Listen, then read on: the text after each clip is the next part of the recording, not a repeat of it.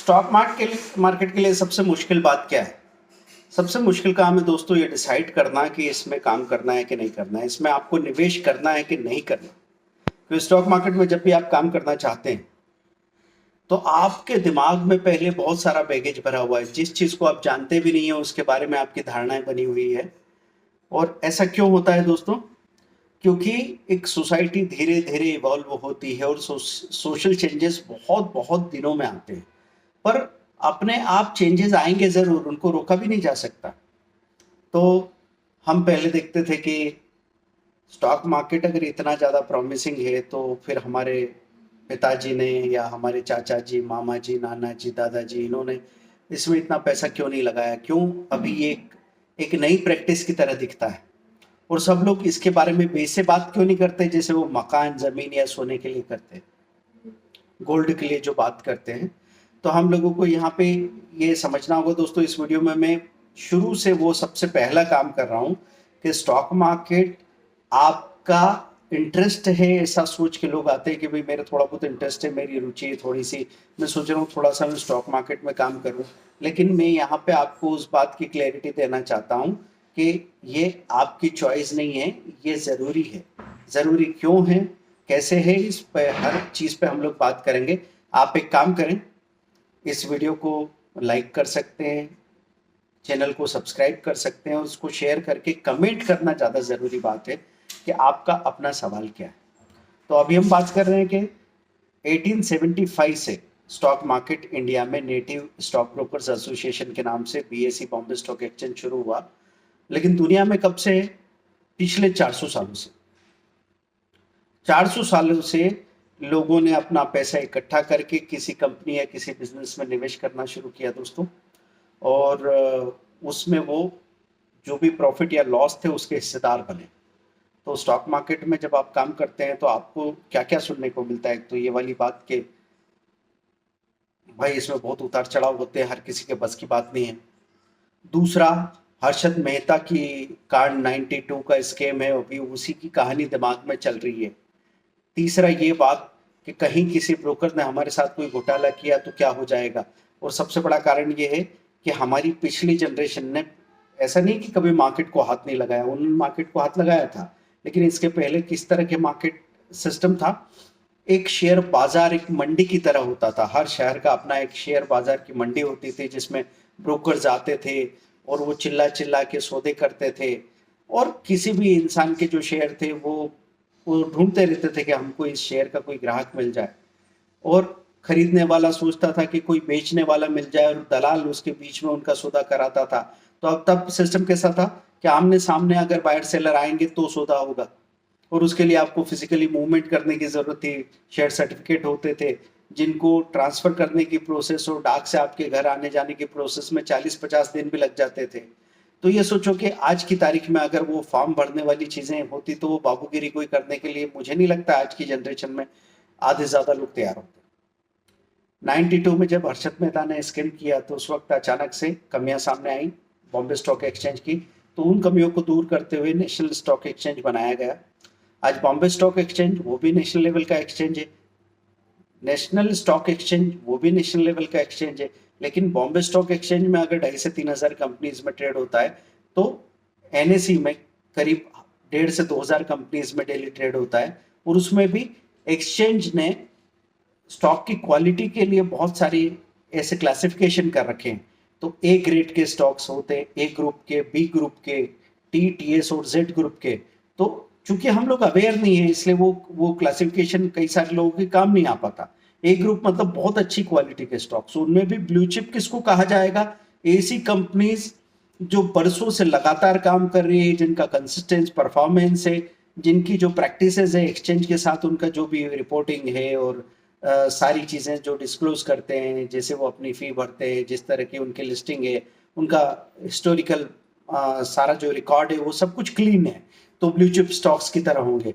तो ऐसे ए group, B group, TTS और जेड ग्रुप में आप काम कर सकते हैं। अगर किसी को डर लगता हो शुरू में तो मैं उनको सजेस्ट करूंगा वो ए ग्रुप तक ही सीमित रहे। ए ग्रुप से में भी अगर आपको थोड़ा खतरा लगता हो तो क्यों ना आप सिर्फ ब्लू चिप स्टॉक्स में या निफ्टी के 50 स्टॉक्स की लिस्ट आपको मिल जाएगी। आप लिखो निफ्टी 50 स्टॉक्स, NSindia.com में मिल जाएगा आपको, नहीं तो मनी कंट्रोल में मिल जाएगा, in.investing.com। Free of cost knowledge बिखरा पड़ा है दोस्तों, लेकिन हम डर की वजह से शुरू भी नहीं कर पाते।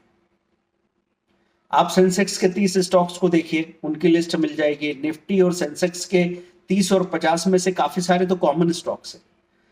अगर उनके बारे में मैं ये बात करूं कि उतार चढ़ाव से किसी को डर लगता है, हर महीने वो एक एक शेयर खरीदते जाए और 5 साल में देखे रिजल्ट, तो बहुत कम चांसेस है कि उनको कोई लॉस होगा, बल्कि उनको एफडी से या किसी जमीन के खरीदने से तो अच्छा रिटर्न मिल ही जाएगा। क्यों मिल जाएगा? क्योंकि जमीन तो एक साथ बड़ा पैसा लगा के खरीदनी होती है, लेकिन यहाँ तो आप टुकड़े टुकड़े में एक एक शेयर खरीद रहे हो। और बाजार के गिरने से आपको इसलिए शिकायत नहीं कि गिरे तो अच्छा है, सस्ता मिलेगा, और गिरे तो और सस्ता मिलेगा, और नीचे ही पड़ा रहे तो बहुत दिनों तक सस्ता मिलेगा, और उसके बाद कभी तो चलेगा ना। अगर हमको ऐसा लगता है कि नहीं, इंडियन इकोनॉमी यहाँ पे नीचे जाके सो ही जाएगी, तो फिर तो दोस्तों आपने दुकानें बंद करो, अपने बच्चों को स्कूल कॉलेज में भेजना बंद करो, क्योंकि फिर तो हर चीज खतरे में ना, फिर तो सरकार भी खतरे में, बैंकें भी खतरे में। तो इकोनॉमी कभी ऐसे, ये हाइपोथेटिकल बात है ना, कि अगर आपको लगता है कि जमीन और सोना अच्छा है, तो जमीन कोई असेंशियल चीज नहीं है आपके रहने के लिए, नहीं। अगर आपको अनाज उगाना था तो जमीन की जरूरत थी, वो तो आपके पास नहीं है तो भी आपको अनाज मिल रहा है। और सोना, सोने का क्या यूज है? अभी डायरेक्टली तो हमको पता नहीं लगता, गहने पहनती है औरतें और उसके नाम पे झगड़ा होता है और उसकी चौकीदारी करते फिरते हैं हम लोग। तो जमीन और सोने की वैल्यूएशन क्यों है? क्योंकि बिजनेस है। तो बिजनेस का वैल्यूएशन अगर नहीं रहा तो बाकी सारी एसेट क्लास के वैल्यूएशन को खतरा रहेगा दोस्तों। अब बात आती है लोगों की अनिश्चितता कि भाई जहाँ पे निश्चित मामला हो तो डेफिनेट मामला दिखता है कि मैंने एफडी कर दी और एफडी में 6.5%, 7% जो भी देगा, कम से कम 1 लाख का 1,06,000, 7,000 तो देगा ना। 1 लाख का 99,000, 97,000 ये मैं देख नहीं सकता। ऐसा सोच के हमने एक सिक्योरिटी खरीद ली, लेकिन मालूम है आपको सिक्योरिटी कितनी महंगी है? आपको क्या लगता है बैंकें जमीन में पैसा बो के और आपको पैसा बढ़ा के उगा के देती है? क्या उनको 10 के 15 रुपए बन जाते हैं जमीन में बो के? नहीं, वो बिजनेस को लोन देती है। बिजनेस अगर चलेंगे, इकोनॉमी अगर ठीक होगी, तो फिर बिजनेस रीपे करेंगे, उनको ब्याज देंगे, आपसे आप वो दुनिया से 10%, 12% कमाएंगे और आपको 6-7% देंगे, बीच में जो 5-6% है वो कमा रहे हैं। तो दोस्तों, आपके पैसे पे दुनिया बिजनेस कर रही है और आप चूंकि डरे हुए, इसलिए आपको उसका सबसे छोटा हिस्सा मिल रहा है। तो इसलिए किस चीज की जरूरत है? जरूरत है गेम को समझने की। कई बार हम लोग ये सोच के कि यार मैं टेंशन लेता ही नहीं हूं, तो मेरे को मार्केट में जाना ही नहीं है, ये उतार चढ़ाव मेरे समझ के बाहर है। और फिर वो लोग काय का टेंशन ले रहे हैं? चुनाव के नतीजों का, इलेक्शन के रिजल्ट का टेंशन ले रहे हैं, तो कहीं क्रिकेट के रिजल्ट का टेंशन ले रहे हैं, तो कहीं इधर उधर जो भी खबर आ रही है। अब या तो आप अपने आप को सही खुराक दे दो, या तो दिन में 2 बार ढंग से खाना खा लो, अच्छा हेल्दी सा, या फिर आप इधर उधर कचौरी समोसा पता नहीं क्या क्या खाते फिरोगे। तो इसलिए ध्यान रखना, हमारा दिमाग खाली तो नहीं रहने वाला है। तो इसको सही जगह एंगेज करो, जहां पे अगर मैं जोखिम लेता भी हूं, अगर आपकी नजर में जोखिम है तो आप जोखिम लेते भी हैं, तो उसका पैमाना आप तय कर सकते हैं कि मैं बहुत छोटे पैमाने पे जोखिम ले रहा हूँ। हाँ ठीक है, मैं कूदने तैरने के लिए जाऊंगा, पानी में कूदूंगा, जोखिम लग रहा है, तो मैंने तय कर लिया मैं 3 फीट के पानी में ही रहूंगा, जबकि मेरी हाइट 5 फीट से ज्यादा है, तो मुझे क्या जोखिम हो जाएगा? जोखिम आप कंट्रोल कर सकते हैं ना। और जब आपको समझ में आने लगे, जब आप फेमिलियर हो जाए, उसके बाद फिर आप थोड़ा ज्यादा पैसा लगाने के बारे में बात करें। तो बात समझ में आ रही दोस्तों? हम निश्चितता की बात करते हैं। अब निश्चितता में और दूसरी बात करते हैं, मेहनत करने से चीजें सही हो जाती है। जरूरी नहीं है दोस्तों, क्योंकि मेहनत से आपको ऐसा लग रहा है कि कंट्रोल आपके हाथ में आ गया है, लेकिन अभी आप एक दुकान खोलने के लिए जाओ, 2 रास्ते हैं आपके पास, या तो आप अपना बिजनेस शुरू करोगे, या फिर आप क्या करोगे, कोई अच्छी डिग्री लेके जॉब के लिए जाओगे। अब मैं आपसे पूछ रहा हूं ईमानदारी से, दिल पे हाथ रख के, कि आप कोई डिग्री के लिए जाते हैं, आपको लगा कि आईटी का अच्छा खासा बूम है, या फिर आजकल कंप्यूटर कम्युनिकेशन ब्रांच का बूम है, या फिर कभी आपको लगा कि नहीं सिविल इंजीनियरिंग में भी अभी डिमांड आने लगी है, और आप किसी कोर्स में एंटर किए, और जब तक 4-5 साल में कोर्स पूरा करके बाहर आए, तब तक बाजार में मंदी आ गई। तो आप बाजार को हाथ मत लगाओ, बाजार तो आपको हाथ लगाने आ जाएगा। आपको जॉब्स मिलेंगे, अगर जॉब्स मिले तो ठीक ठाक सैलरी पे मिलेंगे, तो फिर कौन सी निश्चितता की बात कर रहे हैं। चलो आपने बिजनेस शुरू कर दिया, तो मुझे बताइए कि दुनिया का कोई ऐसा बिजनेस है जो आप जाके बोलो कि सर मेरे पास एक 5,000 रुपया है, मैं कोई बिजनेस शुरू करना चाहता हूँ, लोग हंसेंगे। आप बोलेंगे मेरे पास 50,000 रुपये है, मैं कुछ बिजनेस शुरू करना चाहता हूँ, लोग हंसेंगे आपके ऊपर। 50,000 में कोई ढंग का बिजनेस शुरू नहीं हो रहा है। ढंग का, मैं तो ऐसा नहीं बोलता कि कोई भी बिजनेस छोटा होता है, क्योंकि हमारे यहाँ तो बेरोजगारी इसलिए आ रही है कि हम स्टेटस के नाम पे मरे जा रहे हैं। आप कोई सा भी काम कर लो, कोई सा भी काम, जो काम आप का मन करता है कि आपको करना ठीक लगता है, जिसको आप सीख सकते हो, जिसको आप शुरू कर सकते हो, वो करना अच्छा है बजाय बेरोजगार रहने के। लेकिन हम बातें बनाते रहते हैं, काम नहीं करते। ये सब क्यों हो रहा है? क्योंकि हमारे आसपास के लोग, हमारी सोसाइटी ऐसी हो गई जो मेहनत करने वाले पे सवाल खड़ा कर सकती है, पर जो नाकारा पड़ा हुआ है, फालतू की बातें बना रहा है, उसको हम सवाल नहीं कर रहे, क्योंकि हम सब एक जैसे दौर में जा रहे हैं, तो अब कौन सवाल करे। तो डिग्री लटका लटका के घूम रहे हैं, अभी उनसे बोलो कि नौकरी नहीं मिले तो क्या करोगे, तो समझ में नहीं आएगा। कई बार लोग कहते हैं यार मेरे पास पैसा नहीं है, मैं उन लोगों से बोलता हूँ कि 10 लाख रुपए आपकी गोद में रख दो अभी, तो 10 दिन तक मक्खी भी नहीं उड़ेगी, करना क्या, क्योंकि आइडियाज पे काम हुआ है क्या आज तक। पैसा नहीं है आपके पास, पर क्या आपके पास कोई आइडिया है? आपने किसी चीज के बारे में पता किया? आप पता करना मुश्किल कहाँ है, आप यूट्यूब पे चले जाओ, इंस्टाग्राम पे चले जाओ, फेसबुक पे चले जाओ, या गूगल सर्च करके आपको एक चीज पूछोगे 100 जवाब मिलेंगे, और उसमें से चुन के थोड़ा बहुत कंफ्यूजन के बाद आप कोई ना कोई रास्ता पकड़ ही सकते हो, कुछ ना कुछ सीख के बाहर आ ही जाओगे। लेकिन क्या हम ऐसा कुछ कर पा रहे हैं? हाँ, मैं ये मानता हूं दोस्तों कि जब इंफॉर्मेशन एक्सेस में हो जाती है तो हम डेफ एंड डम्ब हो जाते हैं।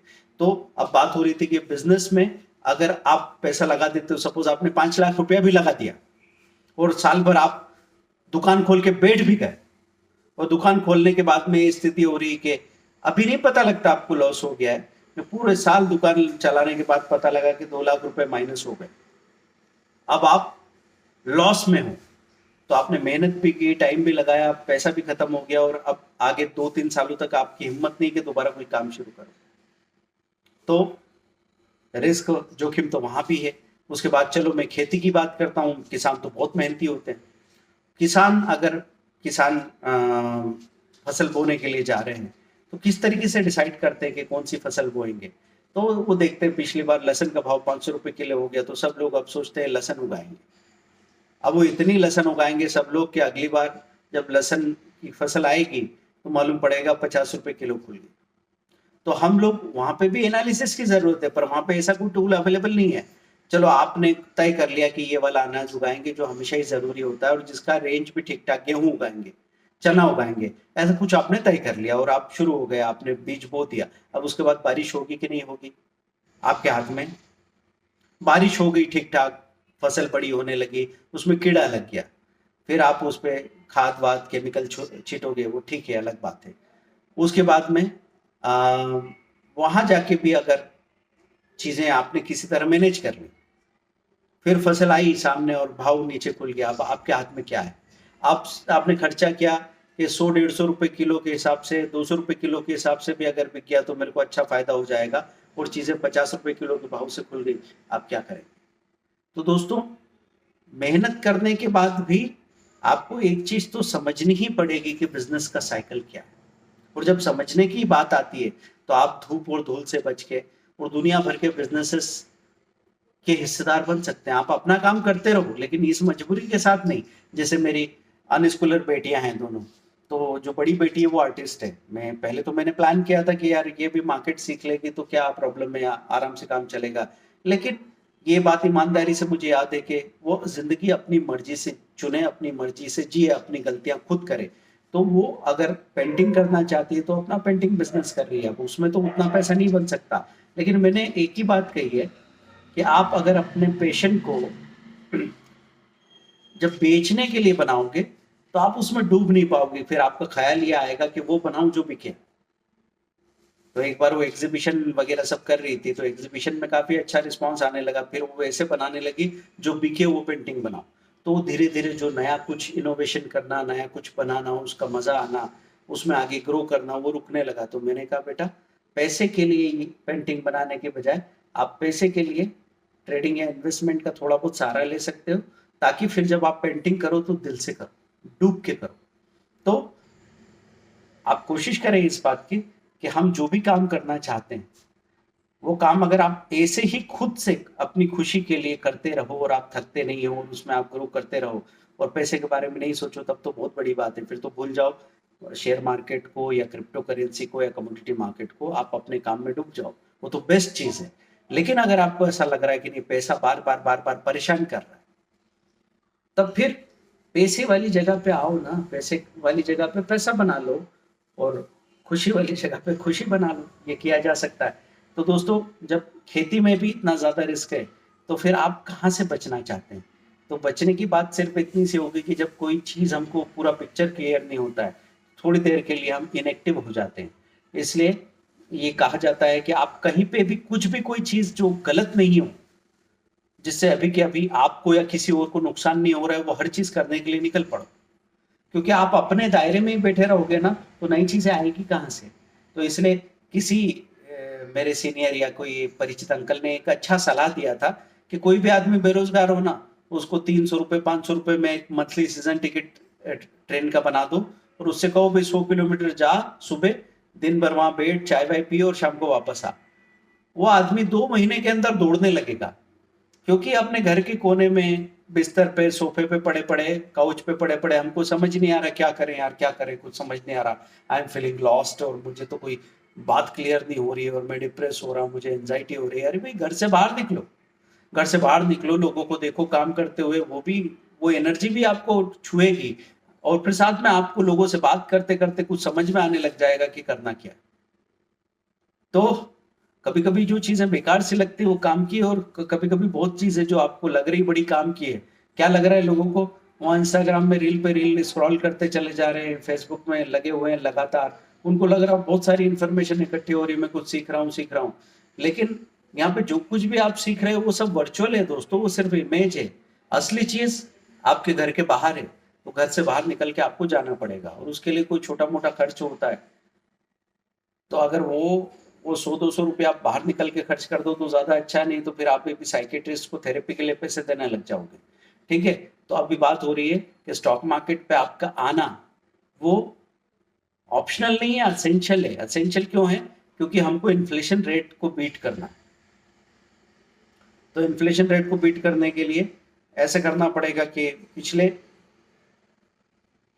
20 सालों में 30 सालों में महंगाई दर कितनी बढ़ी, घी का भाव या स्कूल की एजुकेशन का या अस्पताल में इलाज का, ये तो असेंशियल्स है ना, इनका पता करो क्या क्या कीमत हो गई है, पहले क्या थी अब क्या हो गई है। तो उससे आपको पता लगेगा कि बैंकों में मेरा पैसा कितना गुना हुआ, इंश्योरेंस में मेरा पैसा कितना गुना हुआ, और जो पैसे की मेरे को जरूरत है वो कितना गुना हुआ। तो आप भले कितना ही भागते रहो और कितना ही पैसा बचाओ, पेट काट काट के अपने अरमान दबा दबा के, लेकिन अगर उस पैसे को ठीक ढंग से निवेश नहीं किया तो फिर आपका पैसा कम पड़ने ही वाला है। ये एक ऐसी रेस है जिसमें अल्टीमेटली लोग हार ही जाते हैं। तो इसलिए लड़ोगे तो जीत भी सकते हो, हार भी सकते हो दोस्तों, लेकिन बगैर लड़े मर जाओगे तो अपने आप को जवाब भी नहीं दे पाओगे, अपने आसपास वाले लोगों को भी जवाब नहीं दे पाओगे कि भाई मैंने कोई कोशिश की। तो वही कोशिश करने के लिए मैं आपका साथ देने आया हूँ दोस्तों। मैंने यहाँ पे एक पूरी यूनिवर्सिटी बना रखी है स्टॉक मार्केट का, ऐसा ट्रेनिंग जो इंडिविजुअल लेवल पे डिजाइन किया, मिडिल क्लास या लोअर मिडिल क्लास लोगों के लिए, elite class, higher income groups के लिए, सबके लिए वो अप्लीकेबल है। तो आप वो अगर करना चाहते हैं तो आप हमारे फ्री वीडियोस को देख सकते हैं। अगर कुछ लोगों के पास ऐसा है कि सर 4-5 हज़ार फ्री वीडियोस, ये तो देखते देखते 3 साल गुजर जाएंगे, मेरे को तो जल्दी करना है, कुछ रिजल्ट चाहिए, क्योंकि रिजल्ट जब तक नहीं मिलता तब तक रेसिप्रोकेशन बनता नहीं है। हमको ज्यादा प्रॉब्लम इस बात की नहीं है कि हम कोई काम नहीं कर रहे, कमा नहीं रहे, तो हमारे पिताजी और माँ, हमारे घर वाले परेशान कर रहे हैं। घर वालों से ज्यादा पड़ोसी या रिश्तेदार परेशान करते हैं, पूछते रहते हैं क्या चल रहा है, क्या हुआ, क्या रिजल्ट है। आदमी घबराता है, कुछ भी शुरू करने के पहले वो फेलियर के नाम से घबरा रहा है। फेलियर से उसको बहुत दर्द हो रहा है, ये तो एक बात है, लेकिन उससे बड़ा दर्द ये है कि लोग हंस के उसका मजाक बनाते हैं। आदमी एक कहानी बन के रह जाता है। तो इस बात से जो सोशल प्रेशर हमने क्रिएट किया है वो हमारी पूरी जनरेशन को पीछे लेके आ रहा है। अभी मुझे बहुत खुशी है कि जैसे CSB चाय सुट्टा बार या MBA चाय वाला और ऐसे कई सारी चाय के वेंचर्स शुरू हुए, चाय को हम सबसे छोटा बिजनेस मानते थे, अब 100 200 करोड़ के वेंचर्स खड़े हो गए। चलो कुछ सोशल चेंजेस आ रहे हैं, लेकिन बहुत धीरे धीरे होते हैं दोस्तों। हमारा तो दिमाग में अभी भी वही बात है, वही आईआईटी का प्रिपरेशन, वही एआई ट्रिपल ई का प्रिपरेशन, और बस उसके लिए लगे पड़े हैं सब के सब। कोई सीए, डॉक्टर, इंजीनियर, इसके अलावा कुछ समझ में नहीं आ रहा। तो दोस्तों, हम लोगों को क्या चीज समझनी है इसमें, कि अगर आप काम करना चाहते हो तो सबसे पहले तय करो कि ऐसे घर बार बेच के कोई आप बहुत बड़ा जोखिम नहीं ले रहे हो, है ना। कहीं जाओ, छोटा मोटा एक्सपेरिमेंट करो और खुद से फिर अपना अनुभव लो। सिर्फ कहानियां मत सुनते रहो, जाके आप भी तो देखो कि कैसा था, क्या था। अभी कई सारे पुराने लोगों की बात करूं मैं, तो उनसे पूछते हैं कि भाई तुमने बाजार में पैसा क्यों नहीं लगाया, बोले अरे वो 92 में कितने लोगों ने तो पंखे पे झूल गए थे। तो वो क्या कर रहे थे, कितना पैसा लगाया था, कहाँ लगाया था, क्या समझ के किया था, आपको पता ही नहीं। पहले तो मैं मानता हूँ लोगों के लिए ठीक भी था यार, वो कहाँ से लेते इन्फॉर्मेशन।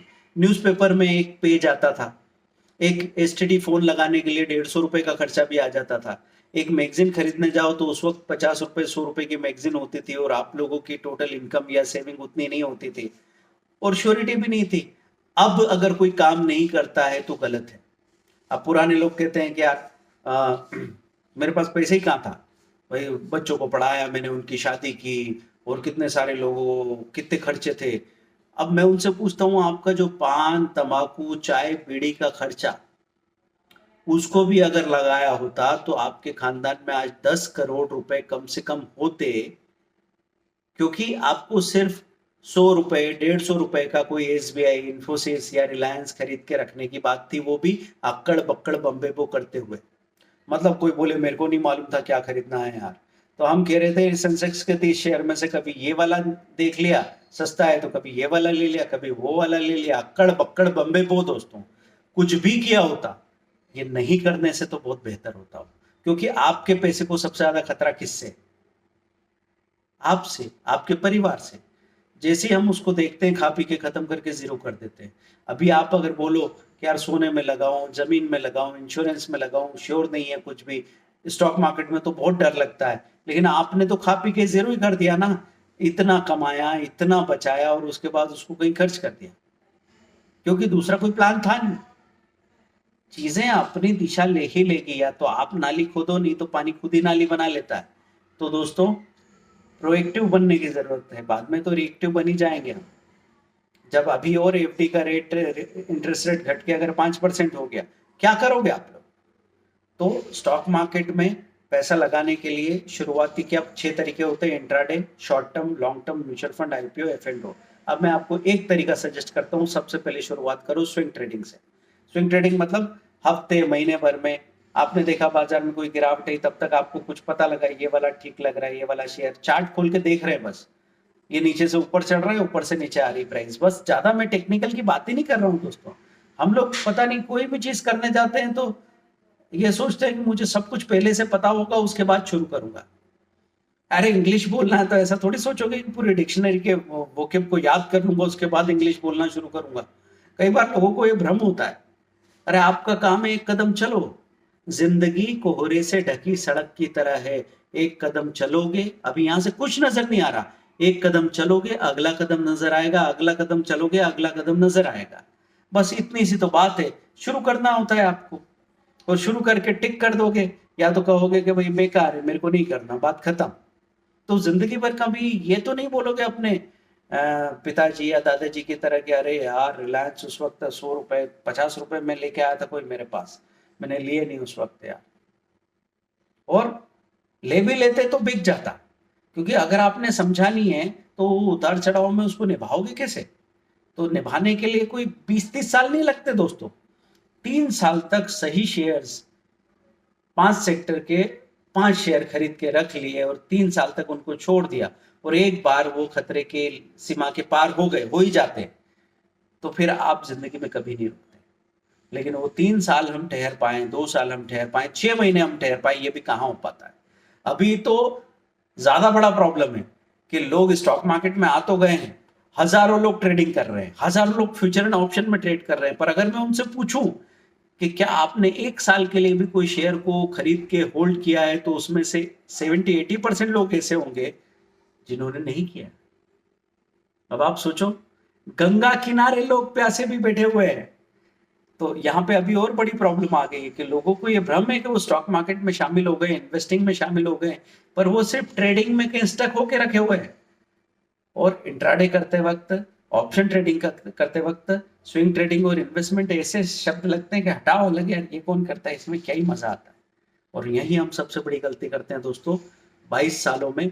आज मैं जहाँ पे खड़ा हूँ वहाँ पे मैंने अपनी आज़ादी ले ली है, और अपने दोस्तों के मुकाबले मैं हर जगह ज़्यादा अच्छे से जिया हूँ, ज़्यादा अच्छे से प्यार कर पा रहा हूँ, हेल्दी तरीके से जी पा रहा हूँ, और मेरे पास इनफ रिसोर्सेस है कि मैं शांति से जी सकूँ। लग्जरी का मुझे कोई, मतलब लग्जरी को तो मैं एक घटिया चीज़ मानता हूँ, क्योंकि आपकी पांचवी रोटी किसी की पहली रोटी हो सकती है। तो ये जो दिखावा हम कर रहे हैं, उस दिखावे का बोझ समाज पे नहीं, आपके बच्चे पे भी पड़ने वाला है। अगर आपके बच्चे का अभी मंथली मेंटेनेंस आपने 50,000 रुपये डाल के रख दिया है, तो वो आदमी 25,000 रुपये की बेसिक जॉब से शुरुआत नहीं कर पा रहा है, क्योंकि आपने पहले ही उसको ऊपर पेड़ पे लटका के रख दिया है। तो दोस्तों ये छोटी छोटी सी चीजें उसको इंटरप्रेन्योर तो कभी बनने ही नहीं देगी। क्योंकि अगर आपको इंटरप्रेन्योरशिप के बारे में पता करना है, तो आप जाइए, आप रश्मि बंसल की किताबों में कनेक्ट द डॉट्स पढ़िए, है ना। तो आपको वहां पता लगेगा कि कैसे लोगों ने अपने गैराज में या अपने छोटे से अमाउंट से कोई काम शुरू किया, और धीरे धीरे धीरे धीरे वो 1,000 करोड़ 5,000 करोड़ का बिजनेस बना। लेकिन उसका सबसे पहला शर्त क्या था? सिंपलिसिटी में बेसिक्स के साथ जी के, और अपने टारगेट पे फोकस करना, अपने काम पे फोकस कर पाना। अभी से इमेज इमेज इमेज की बातें करोगे दोस्तों, घी बनता है तो बदबू आती है, उसके बाद खुशबू आती है। तो घी बनते वक्त बदबू आएगी, और उस बदबू से परहेज करोगे तो फिर घी बनेगा कैसे? तो उसके लिए जरूरी क्या है? ये लग्जरी की जो बीमारी बनी है ना, 5-5 साल के बच्चे आजकल ऑडी की बातें कर रहे हैं, वो बड़े बड़े ऑटोमोबाइल, ये कार वो कार ये कार, फिर महंगे फोन्स की बातें कर रहे हैं वो। उनको इस तरह के चक्कर में, और दिन भर वो गेम खेल रहे हैं। मतलब आपने लाख रुपए साल के स्कूल में, या 2 लाख रुपए की साल की फी दे के उसको स्कूल भेजा हुआ है। स्कूल से आने के बाद या स्कूल में जाते के दौरान बस में वो आदमी लोगों को गेम खेलते हुए देख रहा है। वो गेम नहीं खेल रहा है, वो गेम खेलते हुए देख रहा है, और आपको पता भी नहीं लग रहा है कि इधर आप मटके में पानी भर के बैठे हो, उधर मटके में एक छेद हो रखा है। तो दोस्तों उस पर भी हम लोग काम करने वाले हैं। स्टॉक मार्केट में शुरुआत करने का डिसीजन, आपके 3 सवालों के जवाब दे दिया। एक तो ये वाली बात, यहाँ कोई फ्रॉड हो सकता है? बिल्कुल भी नहीं हो सकता है, क्योंकि जो डिमेट अकाउंट आप खोलते हैं किसी भी ब्रोकर के साथ खोलो, ब्रोकर अटैच है एनएससी बीएससी से। एनएससी बीएससी में जो शेयर आप खरीदते हैं वो एनएसडीएल या सीडीएसएल में जाते हैं, सेबी का कंट्रोल है। आप एक पैसा नकद ब्रोकर को देते नहीं हो, तो वो कोई फ्रॉड कर ही नहीं सकता। अगर आपके अकाउंट में कोई शेयर है, बेच भी दे कोई, तो जो पैसा निकल के आएगा वो सीधा आपके खाते में जा सकता है, और खाते से ही चेक बाहर आ सकता है, आपके बैंक अकाउंट में ही जाएगा पैसा। तो किसी भी तरह का फ्रॉड होना पॉसिबल नहीं है। हाँ, अगर आप ऐसा कोई डिलीवरी स्लिप साइन करके दे दो जिसकी आजकल जरूरत नहीं है, पावर ऑफ अटर्नी साइन करके दे दो, तो फिर ये आपकी कमी है कि आपने जो बेसिक बातें समझनी थी वो समझी ही नहीं है। वो तो फिर आप मकान खरीदने जाओगे और रजिस्ट्री के पेपर पे किसी और का साइन करवा दो, तो क्या होगा? आप बैंक में जाओगे और चेक बुक खो दोगे, और उस पर कुछ साइन देके और किसी को भी चेक दे दोगे, तो वो तो हर जगह फ्रॉड होने वाला है। तो आप किराना दुकान भी खोलोगे, पानी की दुकान भी खोलोगे, और उसकी समझ नहीं है, आपको नुकसान उठाना ही है।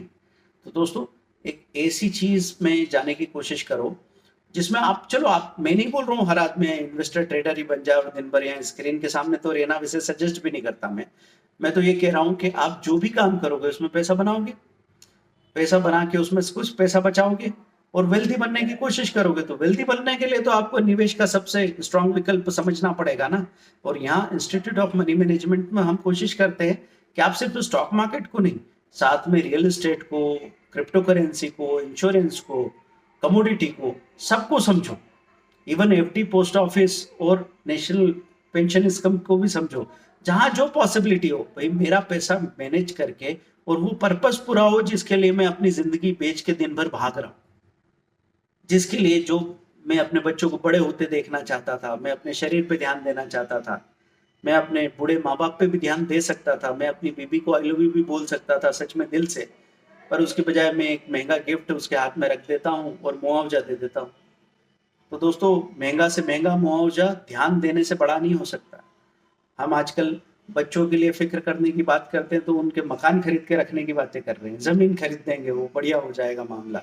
अरे जिस चीज से आपको आज तक सुख नहीं मिला उससे आपके बच्चे को क्या सुख मिल जाएगा। तो ये गलतियां तो मत करो दोस्तों। कमेंट कीजिए ये वीडियो आपको कैसा लगा, फिर आगे हम बात करेंगे।